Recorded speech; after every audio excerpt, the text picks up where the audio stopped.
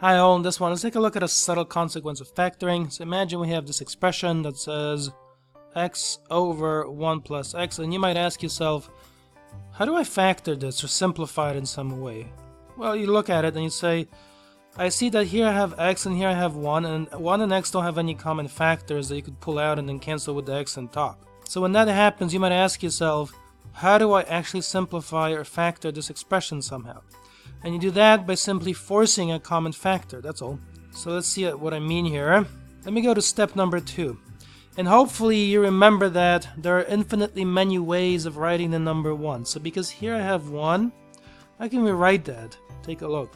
I can write that 1 as x over x. And why would I do that? Because now my expression will look like this. It's going to be x over x plus x.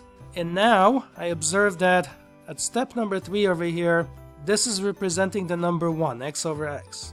And then also for each of these, remember this is times 1, this is times 1, and this is times 1. You're always multiplying by positive 1 if you like. And that's useful to see here because then when we go to step number 4 over here, I'm going to have x times 1 in the top, and in the bottom, this common factor of x from here and here can now be factored. So it's going to be x on the outside. And what's left on the inside then is 1 over x plus the other 1. And at this point, you cancel this x with that x, and that gives you a simplified expression. That's giving us 1 over x plus 1. And at this point, we might be tempted to say, well, all the steps that I performed were legal, which means that whatever this expression is, it's equivalent to this expression. But then here is the question, is it really equivalent? So are steps 1 and 5 really equivalent? You might want to pause the video and think about it a little bit. But let's investigate a little further. So specifically what I mean is go back to step number 1 here. When you look at step number 1, I hope you see that if you try to plug in, let me make this note here. If you try to plug in x equals negative 1, what will happen? I don't want to just tell you, let's try it. So I'm going to have the following. I'm going to try to plug negative 1 into step 1. I'm going to have negative 1 over 1 minus 1, which is negative 1 over 0, which as I'm sure is d and e. It doesn't exist. You're dividing by 0. So that tells me that this right here is a value to be excluded from the domain of the original expression. I cannot plug negative 1 into the original.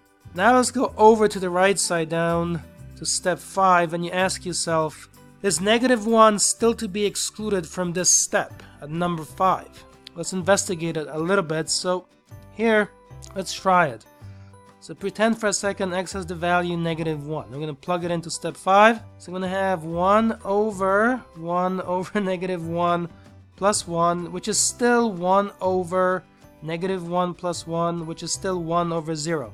So this is still d and e. That tells me that this value is still to be excluded from the expression.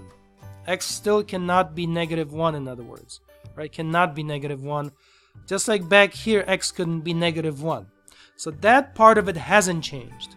But go back to step 5 for a second and look through it a little bit more carefully.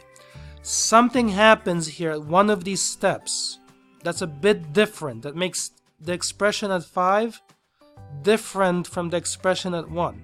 And if you look at it, I hope you can find it, and it occurs right here at step number 3. Let me focus on this a little bit. This is the issue. Where is the issue at that step? Think about it. It's saying that it's x over x, but that's okay only if x is not equal to 0. Because if x does equal to 0, then you have essentially 0 over 0 over 0 plus 0. So in the top you have 0. This 0 added over here, well, that's nothing. You can pretty much ignore it. But in the bottom you end up with 0 over 0. That's not defined. So for example here in this bottom, look, this. You can't have 0 divided by 0. That's not a defined quantity. So what it's telling us is the following. It's important to observe that when you go to step 5, you got to add one more condition, which states that x cannot be equal to 0.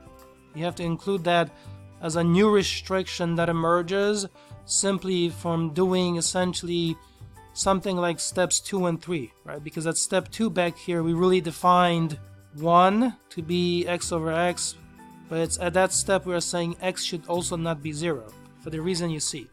Let me draw a number line in here. So you're going to have a number line this way. We're going to use this to represent the domain. For the first one, x over 1 plus x, you got to exclude that negative 1 from the domain. So let me do this. Let's mark this arbitrarily as 0 over here. And let's say 4 spaces are 1. So that would be negative 1 right here. Which means that the domain for the first one would be any value from here, not a problem, and then any of these values. And remember that over here we have essentially negative infinity, and here we have positive infinity.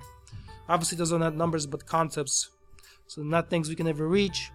So that would be the domain of x over 1 plus x. Whereas for the second one, the domain would be a bit more restrictive.